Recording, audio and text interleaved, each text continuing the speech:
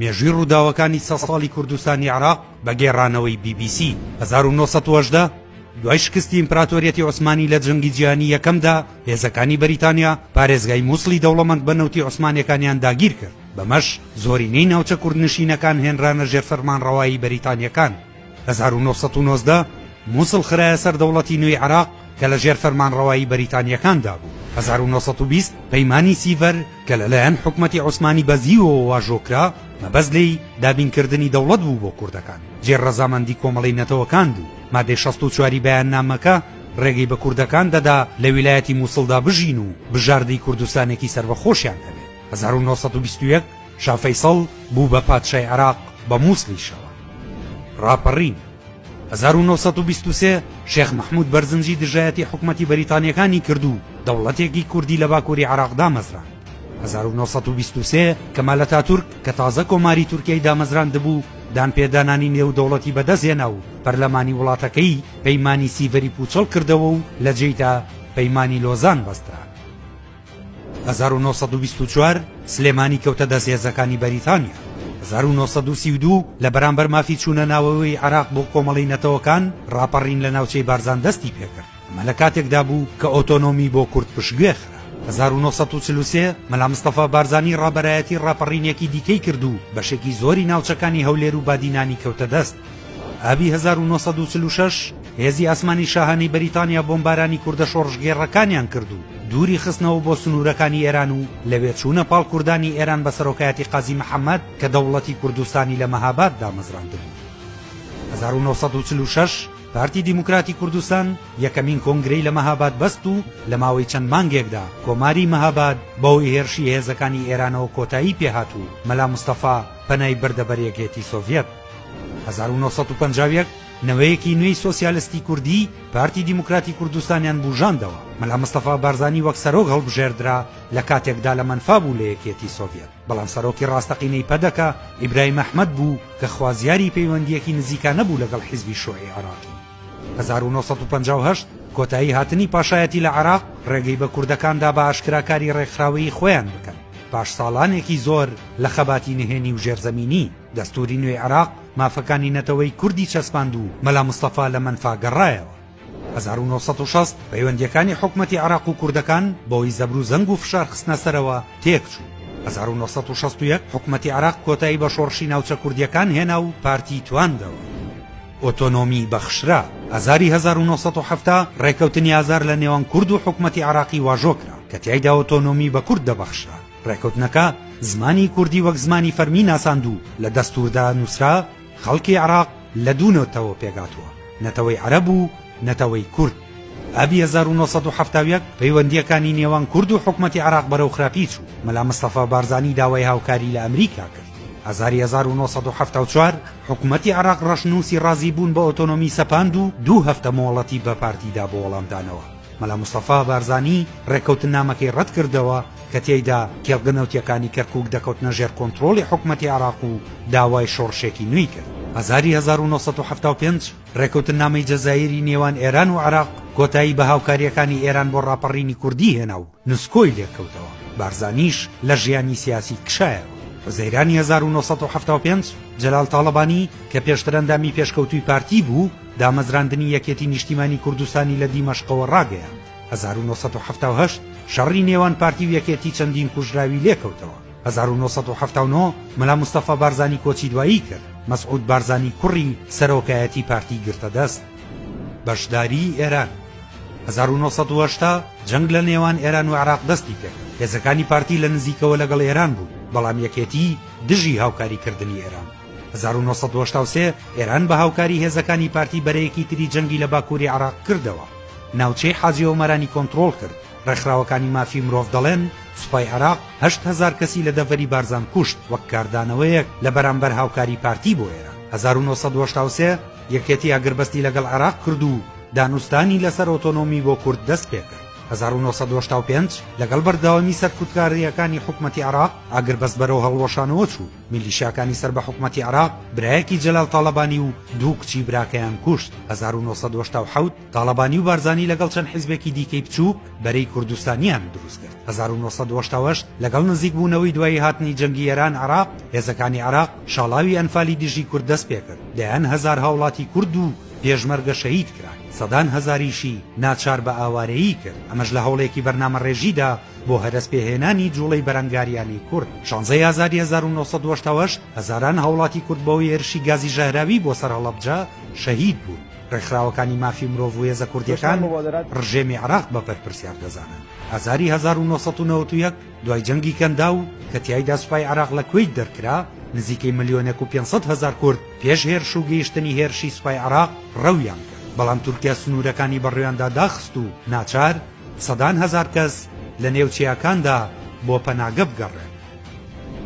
ناوچەی دژەفڕین نیسانی 1991 هێزەکانی یاوپەیمانان ناوچەی دژەفڕینیان لەسەر بەرەی عێراقی ڕاگەیان. ئاژانسە هاریکارە نێودەوڵەتیەکان هەڵمەتێکی فراوانی بەهاناوە چوونی ئاوارەکانیان دەست پێ کرد. لەم سەروبەندەدا جەلال تاڵەبانی و مەسعود بەرزانی لەبارەی وەرگرتنی ئۆتۆنۆمی بۆ کوردستان دانوستانیان لەگەڵ حکومەتی عێراق دەست پێ کرد. تەمووزی 1991 دانوستانەکان لەگەڵ بەغدا بەردەوام بەڵام هێزەکانی پێشمەرگە وەک بەرانگاربوونەوەی فەرمانەکانی حکومەتی عێراق هەولێر و سلێمانی کۆنتڕۆڵ.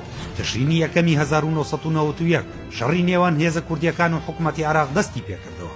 سەدام حوسێن سنوورەکانی لەگەڵ ناوچە کوردیەکان تۆکمە کرد و گەماروی خستە سەر ناوچەکانی ژێردەستی پارتی و یەکێتی.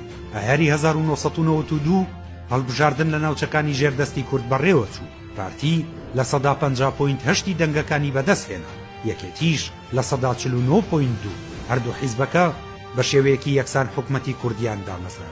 ئەیلولی 1992 کۆنگرەی تازە دامەزراوی نەتەوەی عێراقی کە لە چەند لایەنێکی ئۆپۆزیسیۆنی عێراقی پێگاتە بوو لە ناوچەی سەلاحەدینی ژێردەستی کوردەکان بەسترا نوێنەری پارتی یەکێتی بەشداریان کرد. 1994 هەتا 1997 شەڕی ناوخۆ لە نێوان هێزەکانی یەکێتی و پارتی بەردەوام بوو. ئایاری 1996 نەتەوە یەکگرتووەکان بڕیاری لە بەرنامەی نەوت بەرامبەر خۆراکدا بە 111 داهاتی نەوتی عێراقی بۆ سێپارێزگاکەی ژێردەستی هێزە کوردیەکان تەرخان کرد.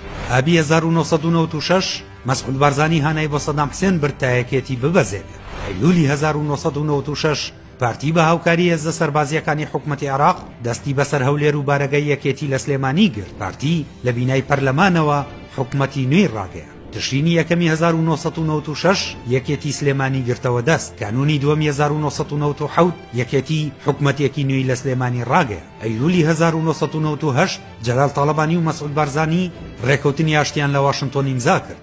بەڵام هێشتا هەرێمی کوردەکان بەسەر دوو ئیدارەدا دابەشان. تشرینی دووەمی 2000 لە نامەیەکدا بۆ سکرتێری گشتی نەتەوە یەکگرتووەکان یەکێتی نیشتیمانی کوردستان حکومەتی عێراقی بە دەرکردنی خێزانە کوردەکان لە کەرکووک تۆمەتبار کرد. ئەیلولی 2001 شەڕ لە نێوان یەکێتی نیشتیمانی کوردستان و گروپی جوندول ئیسلام ڕوویدا. دواتر ناوی گروپەکە گۆڕدرا بۆ ئەنسارول ئیسلام. جوڵە بە ئاراستەی یەکڕیزی. حوزەیرانی 2002 بەرپرسانی یەکێتی و پارتی لە گفتوگۆی هاوبەشدا بوون لەگەڵ لایەنە عێراقیەکان بۆ دروستکردنی هەمانگی نێوان لایەنەکانی ئۆپۆزیسیۆن لە ئەگەری وەشاندنی گورجی سەربازیر لە عێراق لەلایەن ئەمریکاوە. تشرینی یەکەمی 2002 کۆبوونەوەی پەرلەمان لە هەولێر ساز کرا و پەرلەمانتارانی یەکێتی و پارتی ڕازی بوون بە شێوەیەکی کاتی لەگەڵ یەکدا کار بکەن تا کاتی ئەنجامدانی هەڵبژاردن. شوباتی 2003 کۆڵن پاوڵ وەزیری دەرەوەی ئەمریکا گروپی ئەنسارول ئیسلامی تۆمەتبار کرد بەوەی ڕۆڵێکی چالاک و سەرەکی دەبینێت لە بەستنەوەی تۆڕی گروپی قاعیدەی ئوسامە بن لادن بە ڕژێمی عێراقەوە. شوباتی 2003 سەرکردەکانی کورد چەند پێشنیازێکیان بۆ هێنانی سوپای تورکیا بۆ ناو خاکی باکووری عێراق وەک بەشێک لەو هەڵمەتە سەربازی بە سەرۆکایەتی ئەمریکا بەڕێوە دەچوو تا سەدام حوسێن لە ناو ببرێ ڕەت کردەوە. چەند خۆپشاندانێکی دژە تورکیا لە شەقامەکانی شارە کوردیەکان ساز کرا. شوباتی 2003 شکستێنانی پرۆژە بڕیاری بڵاو پێکردنی سوپای ئەمریکا لەسەر خاکی تورکیا لەلایەن پەرلەمانی تورکیاوە گورجی لە پلانەکانی ئەمریکا وەشاند بۆ کردنەوەی بەرەی جەنگ لە باکووری عێراقەوە دژ بە عێراق. ئازاری 2003 پارتی یەکێتی سەرکردایەتی باڵای هاوبەشیان بە سەرۆکایەتی جەلال تاڵەبانی و مەسعود بەرزانی دروست کرد. جەنگی عێراق بە سەرۆکایەتی ئەمریکا. 20 ئازاری 2003 هێزەکانی هاوپەیمانان بەغدای پایتەخت و شارەکانی دیکەیان بردومان کرد و عراقیان داگیر کرد. 22 ئازاری 2023 هێزەکانی هاوپەیمانان بە موشەکی کروز بنکەکانی ئەنسارول ئیسلامی لە ناوچەکانی هەورامان بردومان کرد. هەر لەو بردومانەدا دەیان ئەندام و سەرکردەی کۆمەڵی ئیسلامی لە شارۆچکەی خوڕماڵ کوژران. 27 ئازاری 2023 سەدان سەربازی ئەمریکی بە پەڕەشوت لە نزیک هەولێر دابەزین. ئەمەش ئاماژەیەک بوو بۆ کردنەوەی بەری باکوور لە جەنگی عراقدا. 9 نیسانی 2023 هێزەکانی ئەمریکا بەرەو ناوەڕاستی عراق پێشڕەویان کرد. پەیکەری سەدام حوسێن لە شارەکەدا شکێنرا. ڕۆژانی دواتر هێزە کوردیەکان و سەربازانی ئەمریکا کەرکووک و مووسڵیان کۆنتڕۆڵ کرد. زەیرانی 2023 ئەنجومەنی کاتی حکم بۆ یەکەم جار کۆبووە. هەردوو کوڕەکەی سەدام خودەی و قسەی لە شەڕێکدا لە مووسڵ کوژران. 1 شوباتی 2004 لە 2 تەقینەوەی خۆکوژیدا 56 کەس لە بارەگاکانی یەکێتی و پارتی لە هەولێر شەهید بوون و 200 کەسی دیکە بریندار بوون. لە نێو شەهیدەکاندا چەندین سەرکردەی سیاسی هەبوو. کانونی دووەمی 2005 لە هەڵبژاردنی عراقدا هاوپەیمانی کوردی پلەی دووەمی بەدەستهێنا و 77 پەرلەمانتاری ناردە پەرلەمانی کاتی. نیسانی 2005 جەلال تاڵەبانی سکرتێری گشتی یەکێتی وەک سەرۆکی کاتی عراق لەلایەن پەرلەمانەوە هەڵبژێردرا. ئایاری 2005 یەکەم دانیشتنی پەرلەمانی کوردستان لە هەولێر ساسترا. مەسعود بارزانی بە سەرۆکی هەرێمی کوردستان هەڵبژێردرا. کانونی یەکەمی 2005 هەواڵی گەڕانی کۆمپانیایەکی بیانی بە دوای نەود لە ناوچە کوردیەکانی باکووری عراق بووە پڕیشکی ترسێکی نوێ بۆ جیابوونەوە لای سەرکردە سوننەکانی عراق. دواتر لە سەڵاتدارانی کورد دۆزینەوەیەکی گەورەی نەوتیان ئاشکرا کرد. ئەیلولی 2006 مەسعود بارزانی فەرمانی کرد لە فەرمانگەکان لە جیاتی ئاڵای عراق ئاڵای کوردستان دابن. بەڵام نووری مالکی سەرۆکی حکومەتی عراق دەڵێت ئاڵای عراق تاکە ئاڵایە کە پێویستە لەسەر هەر بستە خاکێکی عراق بەرز بکرێتەوە. ئەیلولی 2006 بەهۆی تەقینەوەی بارهەڵگرێکی پڕ لە تەقەمەنی و 4 ئۆتۆمبیلی بۆمب ڕێژکراوەوە 23 کەس لە کەرکووک شەهید بوو. بەرنامەی نیوزنایتی BBC ڕایگەیان کۆماندۆزێکی پێشووی ئیسرائیل بەنهێنی ڕاهێنانی بە کوردەکان کردووە بۆ پاراستنی فڕۆکەخانەیەکی نوێی نێودەوڵەتی لە چوارچێوەی هەڵمەتەکانی دژی تیرۆ. نیسانی 2007 فەرماندەی سوپای تورکیا دەڵێت پێویستە وڵاتەکەی پرۆسەی سەربازی دژی گەریلاکان لە باکووری عێراق ئەنجام بدات. ئایاری 2007 حکومەتی هەرێمی کوردستان بەرپرسیارەتی پاراستنی هەرسێ پارێزگاکەی خستە ئەستۆی ئەمریکا. ئابی 2007 لە زنجیرەیەک تەقینەوەدا لانی کەم 300 کەس لە ئێزدیە کوردەکانی باکووری عراق کوژران. ئەیلولی 2007 ئێران بنکە و بارەگاکانی حزبە کوردیەکانی ڕۆژهەڵات لە باکووری عراق بردومان دەکات. سنوورەکانیشی لەگەڵ کوردستانی عراقدا دەخات وەک ناڕەزایەتیەک دژی دەستگیرکردنی ئێرانیەک لەلایەن سەربازانی ئەمریکاوە. هێرشەکانی تورکیا تشرینی یەکەمی 2007 پەرلەمانی تورکیا گڵۆپی سەوزی بۆ سوپای تورکیا هەڵکرد تا پرۆسەی سەربازی دژی گەریلاکان ئەنجام بدات. تورکیا فشاری نێودەوڵەتی لەسەرا بۆ دوورکەوتنەوە لەو هێرشە. تشرینی دووەمی 2007 بڕیارە ڕێفراندۆمێک لەسەر کەرکووک بکرێت تا بزانرێت داخۆ کەرکووک دەبێتە بەشێک لە کوردستانی عراق یان نا، بەڵام ئەنجامدانی بۆ کاتێکی نادیار دواخرا. کانونی یەکەمی 2007 تورکیا هێرشی ئاسمانی بۆ سەر پەکەکە لە ناو خاکی عراق ئەنجامدا. شوباتی 2008 سوپای تورکیا هێرشی وشکانی بۆ سەر بنکەکانی پەکەکە لە باکووری عراق ئەنجامدا. ئەیلولی 2008 پەرلەمانی عراق یاسای هەڵبژاردننی پارێزگاکانی تێپەڕاند کەرکووک کە لەلایەن هەرێمی کوردستانەوە داوا کرابوو لە یاساکە بەدەرکرا. نیسانی 2009 فڕۆکە جەنگیەکانی تورکیا بە بیانووی کوشتنی چەند سەربازێکیان بنکەکانی پەکەکە لە باکووری عراق بردومان دەکات. حوزەیرانی 2009 حکومەتی کوردستان نەوتی هەناردەی بازاڕە بیانیەکان کرد لە ڕۆژێکدا 90 بۆ 100,000 بەرمیل نەوت ڕەوانەی تورکیا بکات. دەموزی 2009 مەسعود بارزانی بە سەرۆکی هەرێمی کوردستان هەڵبژێردرایەوە. هەردوو حیزبی دەسەڵاتدار کە بە یەک لیست بەشداریان کردبوو هەڵبژاردنەکانیان بردەوە، بەڵام بە زۆرینەی کەم بزوتنەوەیەکی تازە بە ناوی گۆڕان 25 کورسی پەرلەمانی بردەوە. شوباتی 2011 خۆپشاندانی جەماوەری لە شاری سلێمانی دەستی پێکرد و کوژرا و برینداری لێکردەوە.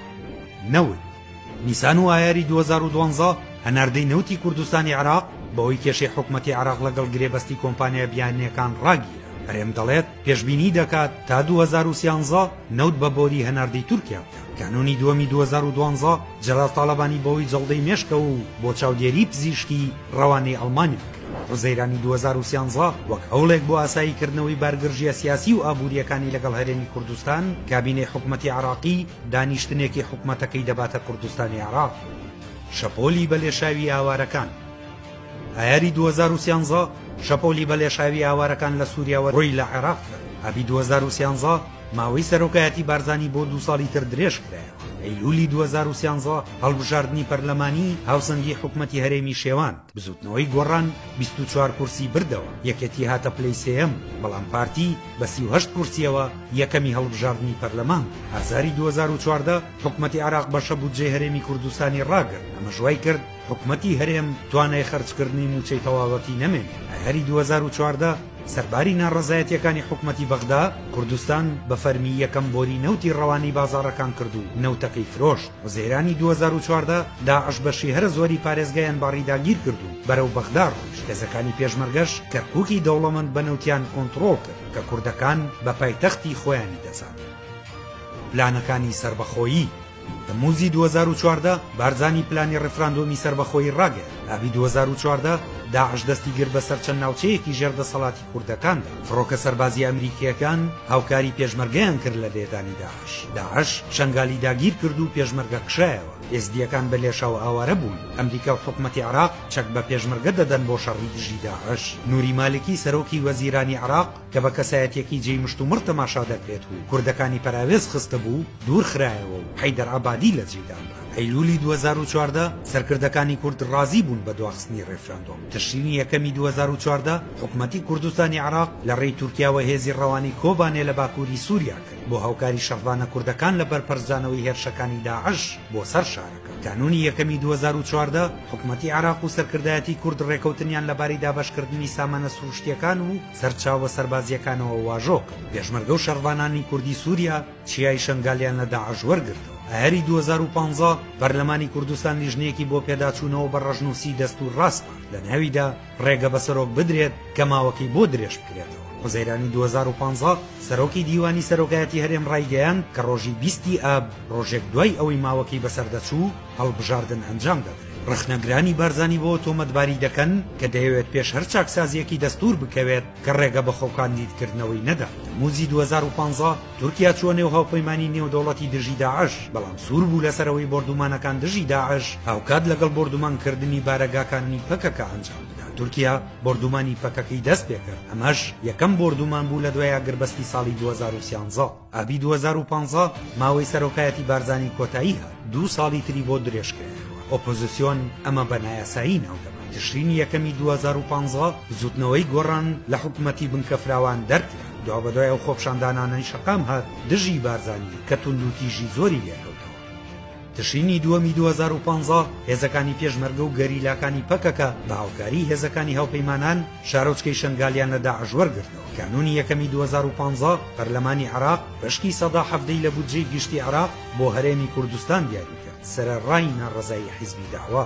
کانونی دووەمی 2016 بارزانی دەڵێت سەردەمی ڕێکەوتنی سایکس پیکۆ پەیمانی لۆزان بۆ دابەشکردنی ڕۆژهەڵاتی ناوەڕاست کۆتایی هات. پێویستە کۆمەڵگەی نێودەوڵەتی بە شێوەیەک نەخشەی سنوورەکان دابڕێژێتەوە دەوڵەتی کوردیش لە خۆی بکرێتەوە. قەیرانی دارایی شوباتی 2016 حکومەتی هەرێمی کوردستان بڕیاریدا بەهۆی قەیرانی داراییەوە بەشێک لە موچەی فەرمانبەران ببڕێت. نیسانی 2016 ئەمریکا دەست دەکات بە دابەشکردنی موچە بۆ ئەو پێشمەرگانی لە شەڕی داعشدا بەشدار بوون. وەزیرانی 2016 پێشمەرگە دەڵێت داعش چەکی کیمیایی بەکاردەهێنێت بۆیە داوای چەکی زیاتر دەکات بۆ ڕوبەڕووبوونەوەیان. تەمووزی 2016 واشنگتن و هەرێم یاداشتی لێکتێگەیشتنیان بۆ هاوکاریکردنی زیاتری پێشمەرگە واژۆ دەکەن و ئەم هەنگاوە بەغداد و ڕەدەکات. ئابی 2016 ئەڵمانیا ڕاستەوخۆ چەک بە حکومەتی کوردستانی عراق دەدات. ئابی 2016 ڕفاندن و کوشتنی ڕۆژنامەنووسی کوردی ویداد حسێن لە پارێزگای دۆکی ژێردەسەڵاتی پارتی ئەوەش ناڕەزایی و سەرکۆنەی زۆری بەدوای خۆی داهێنا. ئەیلولی 2016 فەرمانبەرانی حکومی لە پارێزگای سلێمانی مانگرتنیان ڕاگەیان دژی کەمکردنەوەی موچە و دواکەوتنی لەوادەی خۆی. تشرینی یەکەمی 2016 داعش هێرشێکی کۆماندۆیی لە ناو کەرک و گەنجامدا و پێشمەرگە و خۆبەخشەکان دوای شەڕی کۆڵان بە کۆڵان کۆنتڕۆڵی شارەکەیان ڕاگەیان. تشرینی دووەمی 2016 پێشمەرگە شارۆچکەی بەعشیقەی مەسیحی نشینی لە داعش سەندەوە و کۆنتڕۆڵی کرد. کانونی یەکەمی 2016 هەرێمی کوردستان بابند نەبوونی بە ڕێکەوتنی ئۆپیک ڕاگەیاند بۆ کەمکردنەوەی هەناردەی نەوتی عراق. ئێکسۆن مۆبیل گەورەترین کۆمپانیای نەوتی ئەمریکی لە کوردستانی عراق کشایە. زیادکردنی چالاکی نەوت. کانونی دووەمی 2017 کۆمپانیای گازپرۆمی ڕووسی پلان بۆ ئەوە دادەنێت دەرهێنانی نەوت لە کوردستانی عراق زیاد. شوباتی 2017 تورکیا لە کاتی سەردانی بارزانی ئاڵای هەرێمی کوردستانی دانا. ئازاری 2017 پارێزگای کەرکووک بڕیاریدا ئاڵای کوردستان لەسەر فەرمانگە حکومیەکان بەرز بکرێتەوە. ئەوەش ئیدانەی بەغدا و تورکیا و ئێرانی بەدوای خۆیدا ڕۆژی ڕێفراندۆم دیاری کرد. وزەیرانی 2017 لە کۆبوونەوەی چەند حیزبێکدا بە سەرۆکایەتی بارزانی ڕۆژی 25 ئەیلول بۆ ئەنجامدانی ڕێفراندۆم دیاری کرد. ئابی 2017 ژمارەیەک کەسایەتی دیاری کورد نەخێر لە ئێستادایان دروست کرد. دەیانگوت لەم دۆخە ئابووریە و ئەمنیی ئێستادا ڕێفراندۆم هەڵەیە. ئەنجومەنی پارێزگای کەرکووک دەنگیدا لەسەر بەشداری لە ڕێفراندۆم. ئەیلولی 2017 ڕێفراندۆمی سربەخۆیی سەرەڕای ناڕەزایی نێودەوڵەتی ئەنجام درا. بەغداش بۆ سەپاندنی دەسەڵاتی کەوتە جوموجوو. تشرینی یەکەمی 2017 بارزانی دەستی لە کار کێشایەوە.